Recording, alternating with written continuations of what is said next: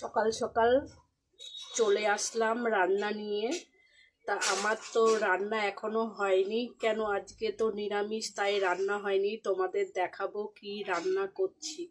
তা আজকে নিরামিষের মধ্যে হচ্ছে তিতের ডাল হবে, লাউ দিয়ে, আর হচ্ছে উচ্ছে দিয়ে মুগের ডাল, আর হচ্ছে তোমাদের একটা জিনিস দেখাচ্ছি, তোমরা কোনোদিন খেয়েছো কি না জানি না, আমি শ্বশুর বাড়িতে এসে খাওয়া শিখেছি। এই খাওয়াটা তোমাদের দেখাচ্ছি।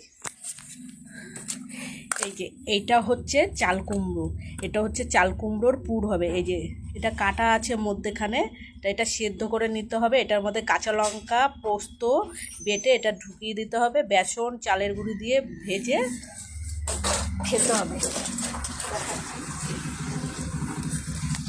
আর হচ্ছে বেগুন ভাজা। আজকে শনিবার, বেশি কিছু রান্না করব না। আর হচ্ছে এই যে উচ্ছে দিয়ে লাউ দিয়ে তিতার ডাল।